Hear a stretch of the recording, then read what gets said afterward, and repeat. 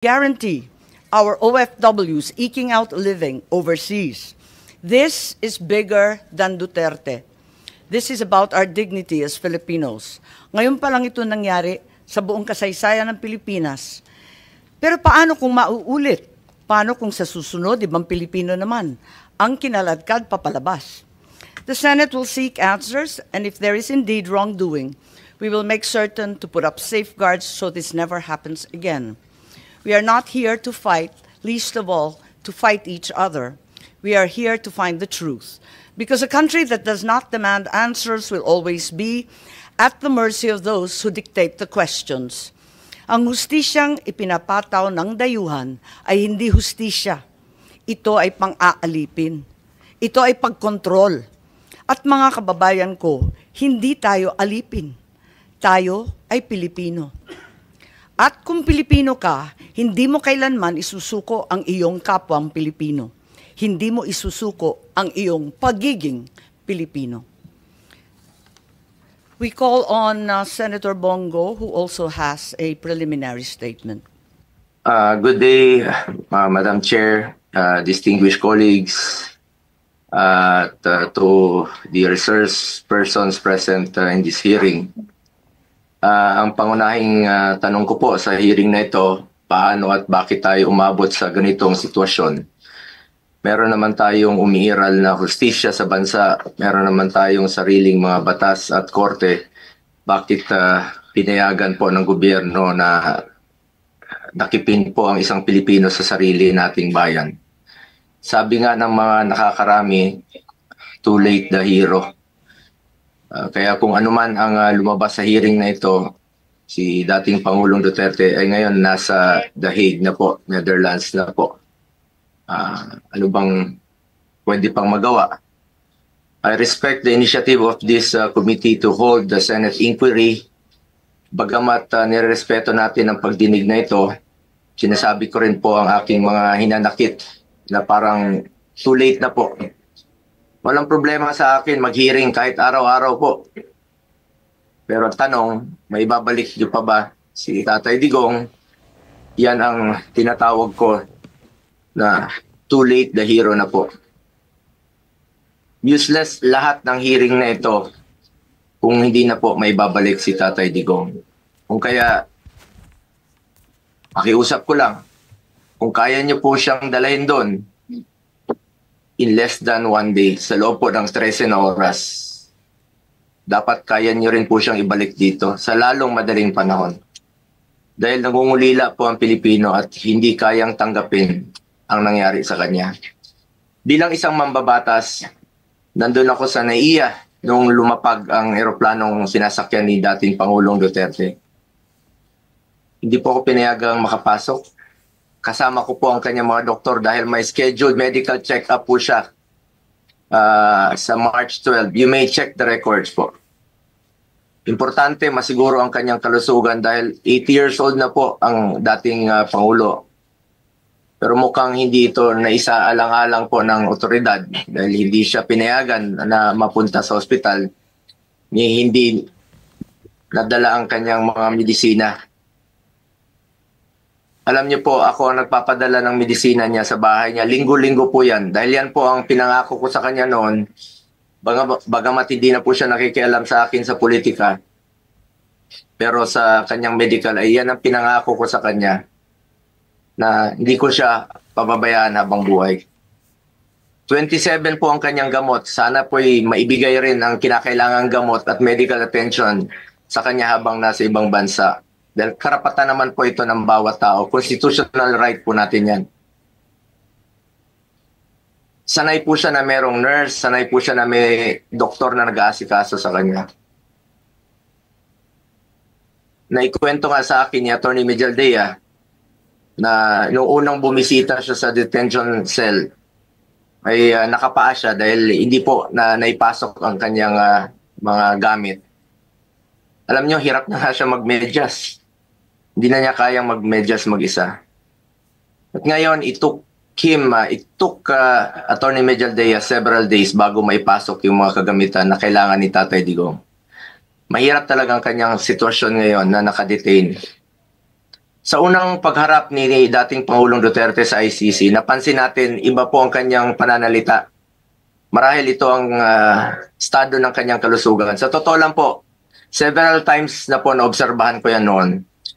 Yung kanyang pananalita, ganun yan. Pag hindi po naibibigay sa kanya yung saktong medisina na dapat niyang inumin. Marami na pong karamdaman si Tatay Digong. Sino ba namang 80 years old na walang gamot na iniinom at walang karamdaman? Yun po ang aking kinakatakot sa ngayon, ang kanyang kalusugan at ang kanyang kaligtasan. Kaya hindi ko po maintindihan bakit hindi pinayagan ng mga pulis ang doktor na makita siya. Okay na po ako, hindi niyo po ako pinapasok. Ilang beses po akong nakiusap. Pwede ba akong pumasok, sumunod? Pinababa nga ako sa sasakyan eh. Hindi po ako pinapasok doon sa Villamor Air Base. Pero nakiusap po ako na unahin na lang po yung doktor niya at yung ambulansya. Lahat naman may constitutional right to seek medical attention when needed. Lahat ng Pilipino, dating presidente man o normal na mamamayan, lahat ay may karapatan na masiguro ang kalusugan at kaligtasan. Nakakalungkot na isang bagay na ating ipinaglaban para sa Pilipino, hindi maibibigay po sa dating Pangulo na minamahal ng marami. Ganyan ba po ang dapat na trato sa taong minahal ang bayan at minahal din ng taong bayan? Madam Chair, mataas po ang aking respeto sa kapulisan. Lalo na po sa mga babae, mataas po ang aking respeto sa kanila. Noong nakaraang administrasyon, nanumbalik ang respeto ng ating mga kababayan sa kapulisan. Taas noo po ang ating kapulisan, ang ating mga sundalo. As its highest ang respeto sa PNP. Inuna namin ang pagtaas ng sahod ng uniform personnel dahil alam namin kung ano ang sakripisyo ninyo para sa bayan. Ako mismo bilang SAP noon, ako po nangulit noon na may sakatuparan po ito dahil minahal namin ang kapulisan. Ngunit nakakalungkot, Madam Chair, na noong nandun ako sa NAIA, nakikita niyo naman po sa video, nagtanong lang po ako sa PNP spokesperson kung saan kami dapat pumunta. Dahil sabi ni Chief PNP Marbil sa 250 po. Nilapitan ko po ang inyong spokesperson at hindi po ako sinagot, tinakbuhan po ako. Sana naman bilang spokesperson, konting sagot lamang po. Konting respeto, sumusunod naman po kami sa batas. Hindi naman siguro dapat ipagkait sa atin ang respeto at higit sa lahat ang katotohanan. Sa totoo lamang po, ilang beses na po nagsinungaling si now Brigadier General Jean Pardo. Sana po, ma'am, bilang spokesperson, totoo lang po ang sabihin mo, alang-alang sa bayan. Your duty is to be loyal to our flag and to our country. Minahal namin kayo ni dating Pangulong Duterte. Sana, konting respeto lamang po. Kung nagawa nyo yan sa akin, magsinungaling, mas nagagawa nyo po yan sa ibang tao. Respeto lamang sana. Gaya ng pagrespeto at pagmamahal namin sa uniform personnel. Pangalawang beses na po ito na hindi ka sumagot ng totoo. Sa interview mo, sinabi mo nagpupunas lang ng pawis ang ilang pulis na nakuna ng video na umiiyak habang inaaresto si Pangulong Duterte. Mapigilan mo bang umiyak? Nasasaktan po yan. Doon lamang po tayo sa katotohanan at piliin nyo lang laging magsabi ng totoo alang-alang sa bayan.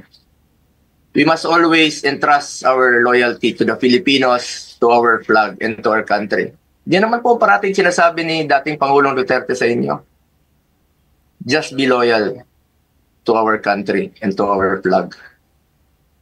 Last, gusto nating malaman kung may nalabag ba na proseso ang pamahalaan, nabigyan ba po ng due process ang Pangulo dahil kung seryoso tayo sa pagbibigay ng hustisya, unang konsiderasyon dapat ang karapatang pantao at ang pagsunod sa due process. Sa totoo lamang po, hindi na po tatakbo si Tatay Digong sa inyo. Di na niya kayang tumakas. At alam niyo po yun.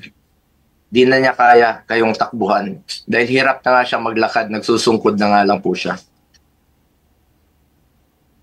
Imbis na umunlad, bigla tayong umurong. OFWs, pinapauwi natin. Noon, ginagawa natin ang paraan. In fact, si dating Pangulong Duterte, sumusulat yan sa mga king o sa leader ng ibang bansa para makauwi. And even nagre-raise tayo ng blood money para makauwi lang yung mga kababayan natin. Pero bakit baliktad niya yan? Bakit isinuko po ang sarili nating lahi?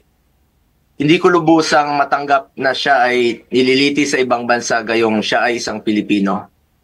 Samantalang mayroon naman tayong maayos na judicial system sa ating bansa na nirerespeto. Kasarinlan yan bilang isang bansa. May sarili tayong batas, may sarili tayong proseso, may sarili tayong korte at may kakayahan tayong panagutin ang sinumang nagkakasala sa ating bayan. Madam Chair, this is now a matter of principle, justice, and humanity. Hindi ba't may sarili tayong sistema ng hustisya?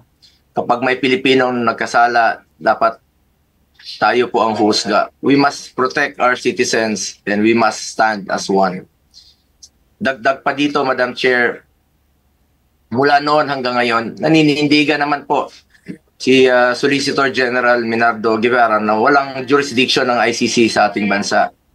Kung consistent po ang gobyerno sa posisyon na ito na hindi kilalanin ang jurisdiction ng International Criminal Court, bakit hinayaan po nitong ma-implement ng warrant of arrest ang Interpol mula sa isang korte na hindi naman natin kinikilala?